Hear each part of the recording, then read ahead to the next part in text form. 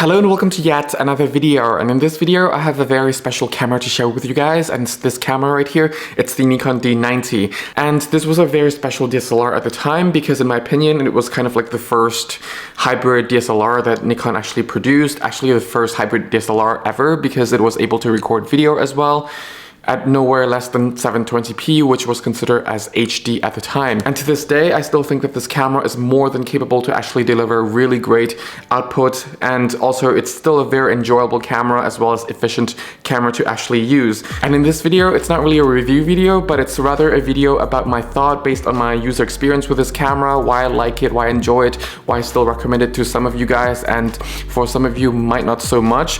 And yeah, just take it with a grain of salt, and I just hope that this video might actually help some of you guys, or in case some of you guys might be actually looking for a second or third opinion into this camera, or wanting to actually get this camera but not sure. So yeah, I really hope that this video will help you out, and without further ado, let's get into the video.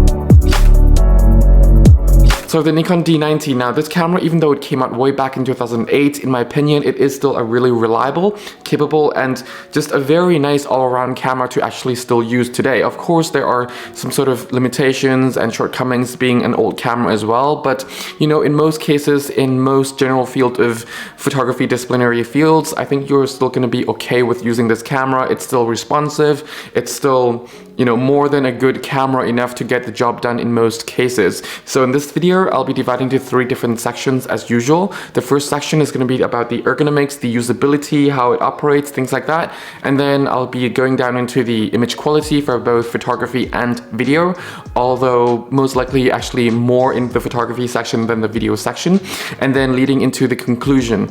And let's first start with the first section, which is the ergonomics, the operational side of things, the, you know, how it feels and everything, how it operates. So yeah, it actually feels really nice in terms of ergonomics. It does feel a little bit plasticky from time to time because it is plastic, the grip here, and yeah, it's not really that grippy if you're actually working for a very long period of time, but for the most part it's a very nice and comfortable grip. And this camera actually has a very nice and compact feel to it, so even though it's a camera with a display up here, which is also good and positive in my opinion because you actually can see all of your essential settings, but it's also, you know, in a very small and compact style versus, like, let's say the D200 or the D300, where it's much bigger and you'll feel a bit of weight to your neck as well if you have this around your neck or actually carry this all day. But with this camera, because it's small, it's light, and it's actually kind of like kind of high-end entry-level camera. It's both small, light, but also very capable. This camera can shoot at 4.5 frames per second, which for the time it's actually, you know, no slouch either. So I think even for today, in my opinion, it is still more than enough to really cover the needs of like certain movement sports photography as well. So if you're not, you know, photographing, let's say, baseball, then this camera will definitely cover basics of sports even. And also the autofocusing system in here will definitely keep up with basic movement as well. So let's say if you're just photographing basic events like wedding or street photography, or if you're just photographing, let's say, your kids playing football, things like that, then this camera has more than enough capabilities to actually cover those fields of sports or movements, or yeah, just simple kind of photography. But you know, this camera does still lag behind if you want to photograph, let's say, in low light conditions, simply because the autofocus will be a little bit confused about the low light condition. That being said, if you're not really photographing portraits, there's actually this AF assist lamp that you can actually use. Well, the camera will actually enable that as long as if you have the settings enabled for it, and then it will just fire this really bright yellowish orange kind of light to just illuminate the area and then just help the camera to guide the focusing area. That being said, if you're actually photographing portraits, you can use it, albeit it might actually blind your model a little bit, and it might be annoying and could cause a little bit temporary spots in the model's eyes. So yeah, it could be a bit distracting when you're actually using this AF assist lamp for portraits, but otherwise it's a very good feature to have. The autofocusing system, again, it's actually accurate for the most part, and it's also quite sensitive for the most part as well. Just be careful not to actually photograph in super contrasty area, like where there's really deep shadows and highlights, because it will actually confuse the autofocusing system in here, or at least increase the chance of it actually start to hunt a little bit. And of course, it's not going to be great in low light, as mentioned earlier. And if there's some sort of like really complex patterns within the certain area that you're actually focusing, then it can actually also prove kind of a challenge to the autofocusing system as well. So please keep that in mind. But again, in general photography, if you just want to travel with this camera, take basic portraits, basic sports, it's more than capable to actually cover those fields of needs. So now moving on to the next point, which is the viewfinder itself, because that's how you're going to be mainly compose your images anyway. It is kind of like a 96 or 97% view coverage, so it's not bad. You can actually predict the last 3 or 4% yourself in your head, because it's not such a huge loss of coverage in the viewfinder. So it's not really a big deal, but of course I know people who really just love 100% viewfinder, so I'm just gonna be bringing this up in case it might actually matter to you guys that it's only 96% view coverage. And also the viewfinder is not the brightest, but it's not the darkest either. So if you want to mount manual focus lenses with this camera, it will definitely pose a little bit of a challenge.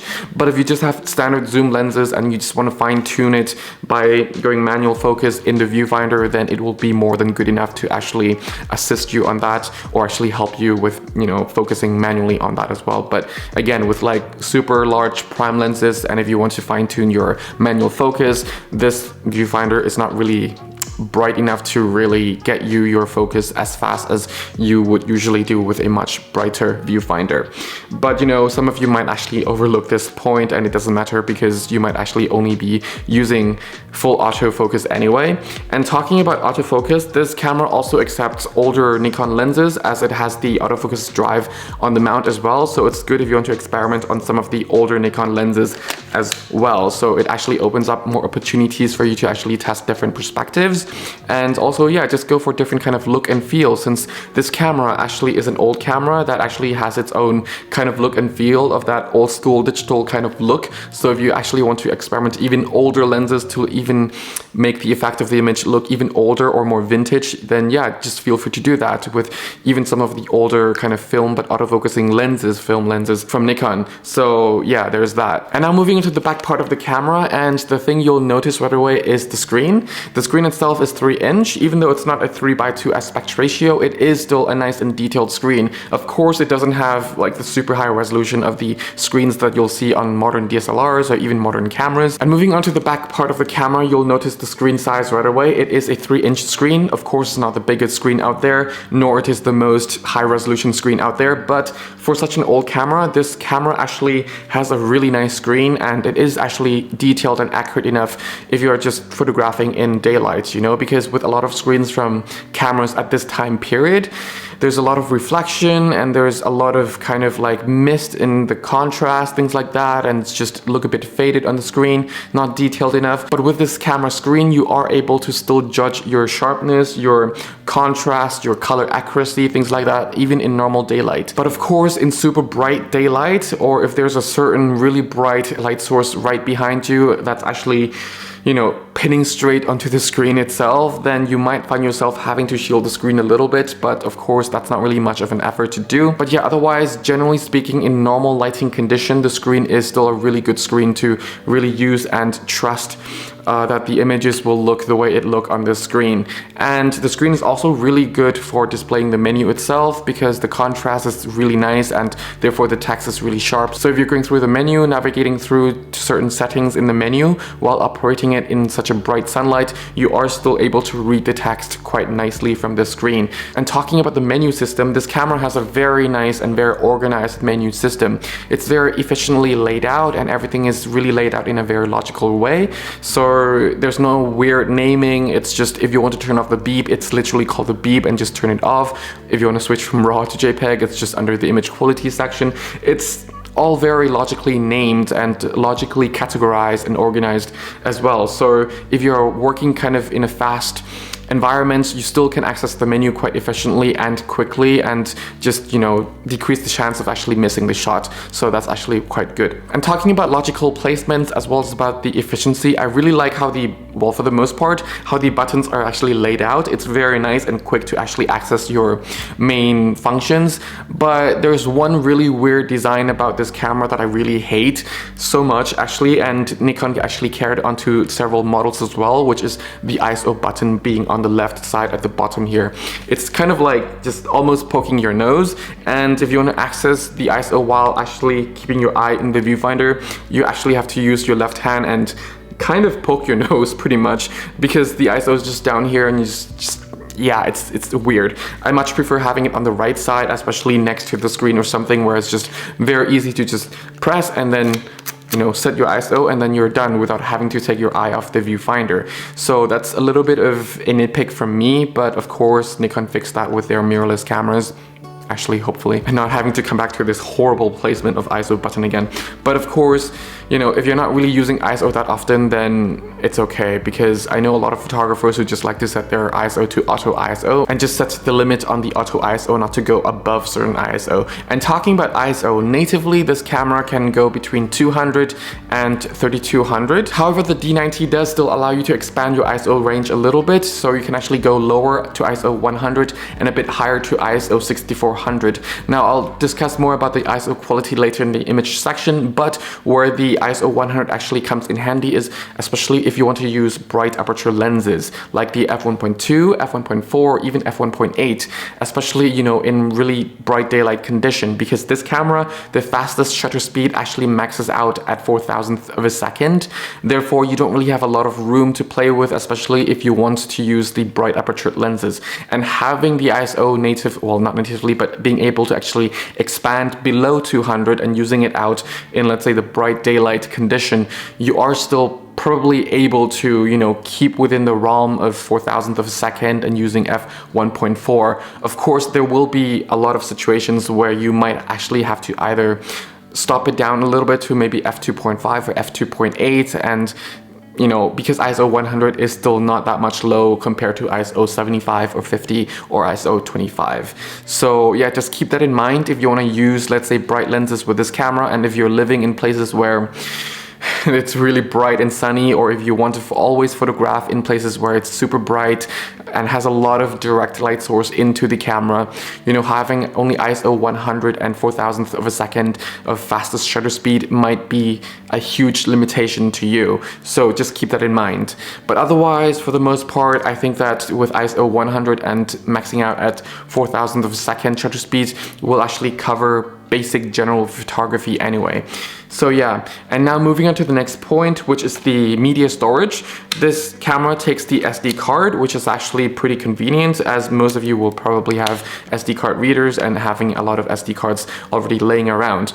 And also being an old camera, it doesn't really require a lot of the faster SD cards out there anyway, so you can actually still save the cost on SD cards and just buy decently speed SD cards for this camera, which actually doesn't really cost a lot to begin with. And moving down, which is the battery compartment, this is a very kind of popular ENEL3E battery, although it is compatible with the non-E version as well, though I do recommend the E version. So yeah, it does manages the battery power really efficiently, really nicely, and it actually operates in really cold temperature really nicely and reliably as well. And also being a DSLR, it also means it requires very little out of the battery, because it's not really going to be exposing or actually trying to expose the whole sensor to a live view the whole time, unless if that's how you want to use the camera. But the live view actually on this camera is kind of unreliable with exposure and everything, because it was kind of one of the earlier cameras that had live view. It's not the earliest, it's not the first, but it was still one of the earlier models, so the live view feature in this camera is not really reliable, nor will it actually always give a nice exposure or a nice kind of representation of what you're going to get. Of course, in terms of framing, you're actually going to be getting what you're going to get, because it still exposes the whole sensor on the actual display. But in terms of, you know, the brightness, the contrast and everything, don't trust the live view feature in this camera too much, because it's not really that accurate. But for video, surprisingly, it is somewhat accurate as well, but I'll talk more about video later on in the video. And now moving on to the side of the camera where you actually see all the ports, it's really nicely categorized, whether it's your DC in on the very top, your USB out, your HDMI, and your AV out. And these are all just, yeah, kind of really crucial ports to be in one compartment versus, you know, having all of them in one compartment. And I really like how Nikon has been, you know, designing a separate remote port, which is actually quite nice. So let's say if you're doing a very long exposure photography where your exposure can go for over 10 minutes or over an hour. So you don't need all of the ports to open, but rather just one port to just be open and plug in your remote. Or if you, let's say, want to take interval images, you can just, you know, leave your remote plug in and only one port being open. So yeah, that's actually quite nice as well. And now moving on to the top part where you actually see the flash. Now the flash is actually quite nice and compact in this camera, but it's also quite powerful as well. And being a camera that, well, being a flash that is actually raising up quite a bit from the lens and a bit further behind also means that if you do like taking portraits with internal flash, then there's actually a much less chance of getting red eye than having the flash lower and closer to the lens, because, you know, the physics is if you have the flash lower and closer to the lens, then there's a higher chance of getting that red eye effect when using flash to actually photograph your portraits, especially at night and at a close distance as well. So it's a really nice feature. Of course, it's not going to be eliminating all of the red eye, but nowadays it's actually super easy to actually clean up the red eye as well. So yeah, there is that. And moving on to the next point, this camera actually has a very nice and effective sensor cleaning system, even though it was a DSLR that, you know, was still launched in an early sensor cleaning stage kind of technology, but the sensor cleaning on this camera is actually very nice and effective, so you don't really have to worry about cleaning your sensor every few days or so. So that's actually quite nice. And you can actually take this camera to like some sort of semi-harsh environment without having to worry that there would be dust going to the sensor, of course. But of course, if you're working in a super dusty environment, then cleaning your sensor before and afterwards would actually be recommended still, because, you know, not all of the dust is actually preventable by any sensor cleaning system anyway. And talking about taking pictures in rough conditions, this camera, despite the look of it, it's actually not weather sealed, so please do be careful at places you take this camera to. And even though it's not officially weather sealed, I've taken this camera through a bit of light rain and a bit of like sub-zero Celsius temperature before, and it actually proved to work just fine and still being an efficient kind of camera to actually work with. So I guess it is rugged to a certain extent, but do take it with your own precautions because it is still not officially weather sealed. But even then, it still feels like a very nice and tough camera in hands, even though it's also plasticky to a certain extent. But yeah, and now I would like to actually touch a little bit on the metering system in this camera before going to the image quality. So the metering in this camera is actually, well, it's an old metering system. It's not always accurate, and a lot of times I actually prefer to overexpose than being on like the normal kind of exposure. So please do be careful about that, especially in certain areas where there's even a little bit of shadows, then this camera will try to overexpose just to compensate for that like shadowy area. So yeah, keep in mind this can actually be very important, especially when you're starting out in photography and only looking through the viewfinder, because it's not really going to be fully what you're going to get, you know, because you're just looking through a lens rather than a sensor. So yeah, just keep that in mind. But otherwise, if you can actually work around the limitations, I think that the camera is still more than capable, as I've been mentioning about this for several times already. And now moving on into the image quality section, even though this camera only has a 12.3 effective megapixel sensor, it is still a very capable sensor in my opinion, because even for photography, if you want to do, let's say, a fine print of A3, A2, or to a certain extent even A1, it is still actually going to give out really, really nice and fine detailed prints as well. And if all you really want to do with the image files out of this camera is just to post them up on your social media platforms, then 12.3 megapixels is way more than enough to actually even crop down and also do a bit of manipulation with, because this file is actually quite robust as well to actually do some like simple manipulation with. But be careful, it's only 12-bit file. Even if you're shooting in RAW, it's only 12-bit, so please be careful about that and don't over manipulate it, because the file can also just break down really easily as well. So just keep that in mind. But otherwise, I really like the color rendition, the color composition, and the color reproduction out of this camera. The color depth is really nice. The contrast is also really nice out of this camera. And as mentioned earlier, the sensor is still actually producing this really nice digital vintage old school kind of look to the images. So if you're actually looking for that, then this camera is still a nice camera to go for. Just again, be careful, the raw file is only 12-bit.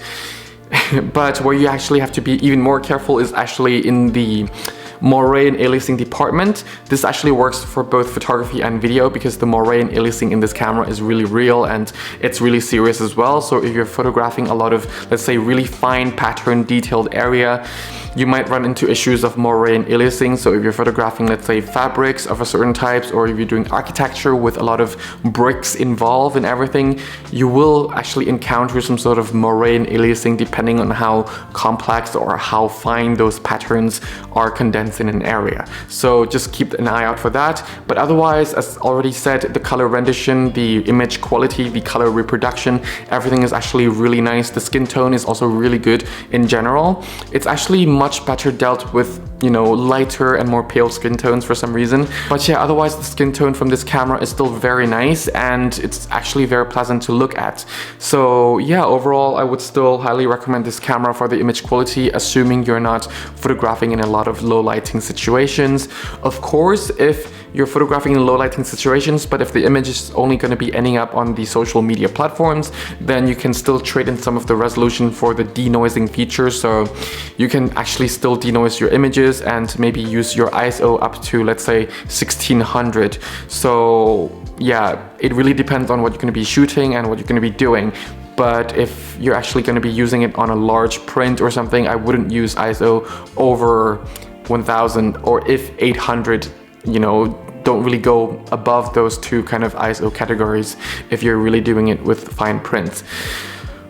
And before I dive into the video side of things, let me actually just briefly touch upon the dynamic range of this camera. Well, as expected from an old DSLR, the dynamic range is actually not that great, but because the rendition between the highlights and the shadows is really nice and smooth, and also because of the really nice and detailed color depth, the dynamic range, even though it's not that high, but you still see really nice and smooth results rendition between highlights and shadows, so making the images look kind of natural as well. So it's better to have a camera that, you know, renders the highlights, the shadows really nice and smoothly, and also still maintaining that really good color reproduction, good color depth, rather than having, you know, a camera that has super high dynamic range but the color depth and color rendition is not really smooth. So in this case, it would still look really natural and really nice out of the D90, and you will be able to get away with a lot of nice natural looking images with the D90 as well. And now onto the video side of things. Well, similar can be said about the video side of things.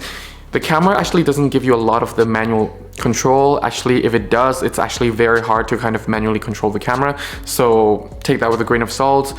And of course, the video is only up to 720p, but if you're fine with that, then also it's good for you as well. Where this camera really struggles is, of course, in the preamp. If you want to record something with audio into this camera, well, the preamp in this camera is actually pretty bad. Don't trust the audio coming out of it. It actually sounds pretty bad. And even though the color science out of this camera is actually still pretty good, and to a certain extent, you still can enjoy the color science out of this camera anyway, but just be careful in the way that the dynamic range is even much lower in video mode, so a lot of the colors will also be just washed out. So yeah, just keep that in mind. And otherwise, the moire and aliasing is also much more pronounced in video on this camera as well, and the video footage actually looks rather soft. Even for back then, the video was already quite soft. So for nowadays, with much higher standards of, you know, how a video should look like, it will look even much softer. And if you try to do like basic color correction, image sharpening, it could really easily fall apart later in post. So please do be careful if you use this camera for video. But otherwise, for let's say family videos, for travel videos, for just general purpose videos, as long as if you know the limitations of this camera, what it can do and what it's sensitive to, then you are still able to, you know, get away or get around the limitations rather, and then just come back with really nice and memorable kind of footage and also just really nice footage overall. So yeah, just be careful again on the dynamic range part because that can really ruin your colors. But otherwise, in normal circumstances, in normal friendly lighting environments, then this camera will still be able to actually produce really nice colors and really nice skin tones, really nice color renditions as well. But yeah, just don't over process it. But yeah, otherwise, now into the conclusion. Well, overall, I really like this camera a lot, and I would still highly recommend it to all of you who are actually wanting to start into photography. This camera, even though it has video quality, but it is still a very photography first camera, and of course it is to be expected, but it doesn't have a lot of fancy features, which it actually is a benefit in this case, especially if you just wanted to get started in photography, because you won't really be distracted by, you know, all the fancy features of the camera. It will still allow you to really focus on the core of photography and everything is really efficiently laid out at your fingertips, and I really love this camera so much. It's not the most rugged camera, but it is a reliable and fast camera to still use. So if you're into this kind of camera, then sure, go for it. It's really nice, and especially for under 100 euros, you can really get a lot out of this camera as well. But of course, if video really matters to you, and if you're not loyal to Nikon, and if you're willing to actually, you know, go for Canon, then the 550D with much better image quality and a bit lower price and a much better video quality might be something that you would actually look into. But otherwise, this camera is also really good and really nice to use as well. So yeah, if you need a free photography guidebook, it's absolutely for free on my website. The link is down in the description section below. If you have any suggestions, any stories to share, feel free to also just put them down in the comment section down below as well. Otherwise, I thank you all very much for watching. Stay safe, have fun shooting. Till next time, bye for now.